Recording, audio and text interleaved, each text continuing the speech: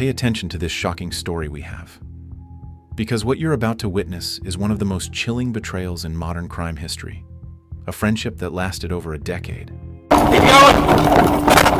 You jumped the fence. Head back towards Collinwood. A celebration that should have marked the beginning of a bright future. And a secret so dark, it would be buried in an old cemetery, wrapped in the very sheets where trust died. Welcome to Chilling True Crime, where we uncover the darkest mysteries that hide behind familiar faces. I'm your host, and today's case will make you question everyone you think you know. Because sometimes, the most dangerous person in your life is the one you'd never suspect.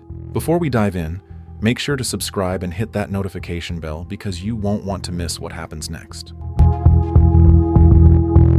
November 2022, Rome, Georgia.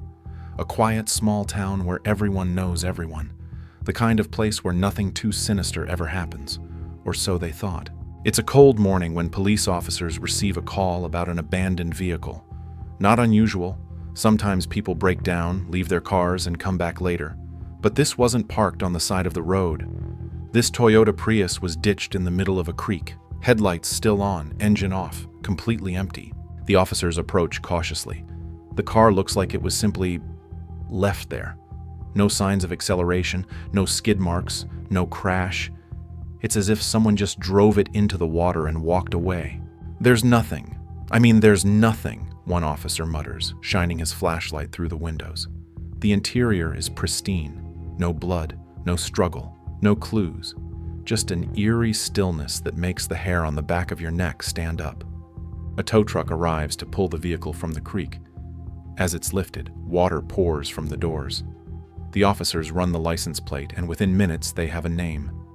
Aaron Davis. 21 years old, recent college graduate. A young man with his whole life ahead of him.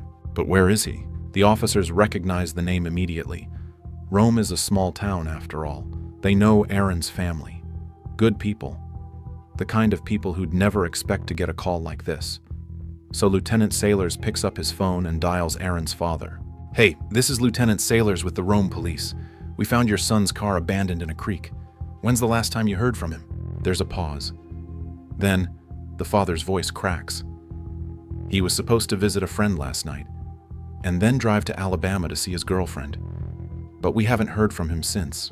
The pieces start falling into place. Aaron went to visit someone. That someone was the last person to see him alive. And now, Aaron has vanished without a trace. The clock is ticking. A missing persons report is filed, and what starts as a simple case of a ditched car is about to spiral into something far more sinister than anyone could have imagined. Who was this friend Aaron went to visit? What happened that night? And most terrifying of all, where is Aaron Davis? The investigation moves fast. In a small town like Rome, Georgia, everyone's connected. And when someone goes missing, word spreads like wildfire. Aaron's father provides crucial information to Lieutenant Sailors, information that would lead police directly to the last person who saw Aaron alive. His name? Brandon Risner, 21 years old, Aaron's best friend since middle school. The two had been inseparable for over a decade, their friendship surviving through high school and into college. Aaron had just graduated from Brigham Young University, and this visit to Brandon's house was supposed to be a celebration. Two friends toasting to the future, to adulthood, to everything ahead of them. But something went horribly wrong that night. Lieutenant Sailors wastes no time. He picks up the phone and calls Brandon directly. And what happens next? Brandon answers, almost too calmly. "Hey, I'm Lieutenant Sailors with the Rome police. You doing all right today?" "Yes, I am," Brandon responds. "I'm actually looking for my friend right now." "Looking for him?" That's interesting, because at this very moment, police are standing next to Aaron's abandoned car, and Brandon claims he's out searching for him. How convenient. "When's the last time you saw Aaron?" the lieutenant asks. Brandon's story flows smoothly. Maybe too smoothly. He explains that Aaron came over the night before, around noon. They started drinking together, red wine, to be specific. But Aaron, according to Brandon, doesn't drink often. He got sick, really sick. Started throwing up everywhere upstairs in the bathroom. Brandon says Aaron told him to leave him alone, so he did. Brandon went downstairs, accidentally dropped a bottle, cut his finger, and had to go to urgent care to get it stitched up. I took a shower, went to bed, Brandon continues, and when I woke up around 1 or 2 in the morning, his car was gone. I just assumed he left. The story makes sense. I don't know. He may just be staying at a hotel, sleeping off whatever happened last night. Yeah. It doesn't necessarily mean he's in danger or anything like that. You have any problem with us checking inside the house? No ferocious iguanas or anything? You never know, man. People have all kinds of... Aaron got drunk, felt embarrassed, and drove off in the middle of the night. Maybe he crashed the car into the creek by accident. Maybe he's sleeping it off somewhere. It's plausible, logical even. But something doesn't sit right. The lieutenant thanks Brandon for his cooperation and hangs up, but his gut tells him there's more to this story. So, a few hours later, police officers show up at Brandon's house unannounced. This time, they want to see his face. They want to watch his body language. They want answers. And when Brandon opens that door, they immediately notice something off. His demeanor is strange. He's fidgety, nervous. His eyes dart around like he's calculating every word before it leaves his mouth. "Can you walk me through what happened last night?" the officer asks, just so we're all on the same page. Brandon repeats his story almost word for word. The drinking, the throwing up, the cut finger, the urgent care visit, Aaron's car being gone when he woke up. Everything matches. But then the officer asks the question that changes everything. "Do you have any problem with us checking inside the house?" Brandon hesitates, just for a second, but it's enough. No problem at all, he finally says. The officers step inside. And what they're about to find will turn this missing persons case into something far Now more that Brandon was secured, the detective would sit him down to try and get a basic confession or any information that might ease the path to conviction. Alright, like I was saying, Cleaning products. I'm Detective York. Smell that burns your Work here at the wrong PD, of course. Detective York, Brandon yep, that's leads me. through the house, but several Before doors we are get locked. started, Specifically the door to the upstairs bedroom, the room where Aaron supposedly spent the night throwing up. "You mind opening this door for us?" the officer asks. Brandon fumbles with the keys. His hands are shaking. When the door finally opens, the chemical smell intensifies. It's overwhelming. And as the officers step inside, they see why. Cleaning supplies everywhere. Bottles of bleach, disinfectant spray, paper towels, scrub brushes, hundreds of dollars worth of cleaning products scattered across the room. For someone who claimed Aaron just threw up and left, Brandon sure went through a lot of effort to sanitize this space. But then the officer's flashlight catches something on the carpet. Dark stains, lots of them. "There's a significant amount of blood next to the bed," the officer says, his voice low and steady. "More than just vomit." Brandon's face goes pale. He could have been throwing up blood, I guess, he stammers. "People do that when they drink too much, right?" The officer doesn't respond. He crouches down, examining the stains more closely. Blood spatter, pooling, drag marks. This isn't vomit. This is a crime scene. "If he had alcohol poisoning severe enough to vomit blood," the officer says slowly, standing up, "he wouldn't have been able to get up and drive away at 2 in the morning." Brandon's story is falling apart, and he knows it. The officers continue their search, finding more and more evidence that contradicts everything Brandon has said. Towels soaked in blood stuffed into the laundry, fresh powder sprinkled over stains on the floor, a desperate attempt to mask the scent of decay. This isn't the room of someone who got drunk and left. This is the room of someone who was hurt.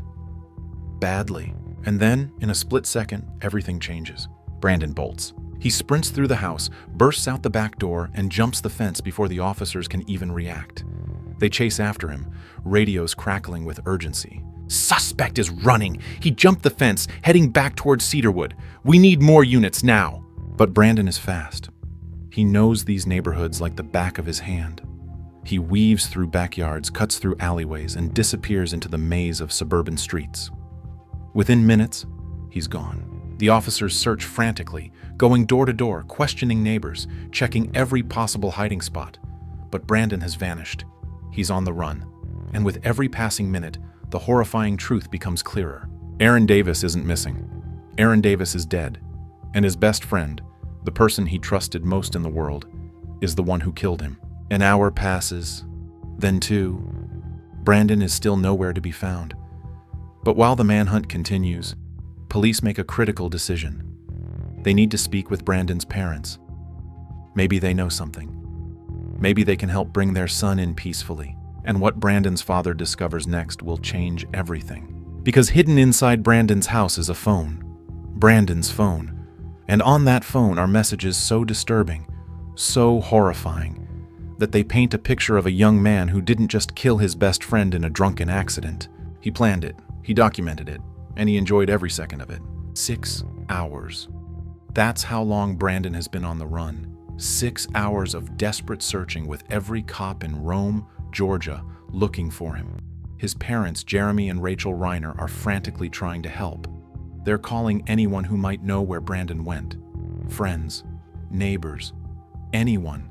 And then Jeremy finds something that makes his blood run cold. Brandon's phone, left behind in the house. At first, Jeremy thinks this could help the police track his son down. Maybe there are location pings, maybe there are clues. But as he unlocks the phone and starts reading, his hands begin to tremble. Messages, notes, a to-do list, all written by Brandon in the hours after Aaron's death. His scream became a gargle as he swallowed his tongue. I like dark places where my mind melts. It feels so good. My brain's a waterfall running out of my nose like drool. These aren't the words of someone defending themselves. These are the words of someone who enjoyed what they did. But it gets worse. Brandon had created a detailed to-do list after the murder. 1. Schedule last 3 songs on YouTube channel. 2. Vacuum. 3. Laundry. 4. Shower. 5. Take bath tomorrow. 6. Text Rachel that Aaron threw up horribly. Mention blood. 7. Say I woke up and he was gone. This wasn't a crime of passion. This wasn't an accident during a drunken fight. This was premeditated, calculated. Brandon had murdered his best friend and then calmly planned how to cover it up, step by step. Jeremy's world shatters. His son isn't just missing. His son is a killer. Within the hour, Jeremy calls the police. "I'm with Brandon," he says, his voice breaking. He wants to turn himself in. 25 minutes later, Brandon arrives at the police station, flanked by his parents. He's calm, too calm. His face shows no emotion, no remorse, no fear. It's as if he's completely detached from reality. The officers handcuff him and lead him inside. Brandon doesn't resist. He doesn't cry. He doesn't ask for forgiveness. He simply walks in, silent and cold. But there's still one crucial piece of the puzzle missing. The biggest question of all. Where is Aaron's body? Brandon's father knows, and he's willing to show them, because buried somewhere in Rome, Georgia, is the final, horrifying truth of what Brandon did to his best friend. Jeremy Risner sits across from the detective, his face buried in his hands. He's about to reveal something that will haunt him for the rest of his life, the location of his son's darkest secret. "There's an old cemetery," Jeremy says, his voice barely above a whisper. "Off Tremble Road. That's where you'll find him." Every available officer rushes to the location. The cemetery is old, abandoned, hidden behind overgrown trees and rusted gates. It's the kind of place people forget exists, the perfect place to hide a body. They search for hours, combing through the grounds with flashlights and cadaver dogs. And then, in a secluded area at the back of the property, they find him. Aaron Davis, wrapped in the very sheets he slept on in Brandon's house. Buried in a shallow grave, discarded like he meant nothing. This young man, who had just graduated college, who had his whole life ahead of him, who trusted his best friend with everything, reduced to this. The officers stand in silence. There's nothing to say. This wasn't a fight that got out of hand. This wasn't self-defense. This was murder. Cold, calculated, and merciless. Brandon is immediately arrested and transported to prison, and even then, his behavior is chilling. He doesn't cry. He doesn't panic. He remains eerily calm, as if none of this affects him at all. Meanwhile, Aaron's parents receive the call no parent should ever get. Their son is gone, murdered by the boy they welcomed into their home countless times. The boy Aaron called his best friend. "Why would he do that?" Aaron's mother sobs. "Why? We need my son. The family needs him." But there are no answers, only grief. Nearly 2 years later, on July 18, 2024, Brandon Risner stands in court. His defense tries to claim mental instability, but the evidence is overwhelming. The premeditated notes, the to-do list, the calculated cover-up. The judge sees right through it. I have come to the conclusion that justice requires Mr. Risner be sentenced to life in prison without the possibility of parole. And that's what I'm going to do. Life without parole. Brandon will never walk free again. And while nothing can bring Aaron back, his family can at least know that justice was served. This case is a chilling reminder that evil doesn't always look like a stranger in the dark. Sometimes, it wears the face of someone you've known for years, someone you trust, someone you call a friend. Aaron Davis deserved better. He deserved the future that was stolen from him, and his story deserves to be remembered. If this case affected you, please take a moment to leave a comment sharing your thoughts. And if you want to see more deep dives into true crime cases like this, make sure you're subscribed to Chilling True Crime with notifications turned on, because we're just getting started. Thank you for watching. Stay safe out there. And remember, trust, but verify, because you never truly know what's hiding behind a smile.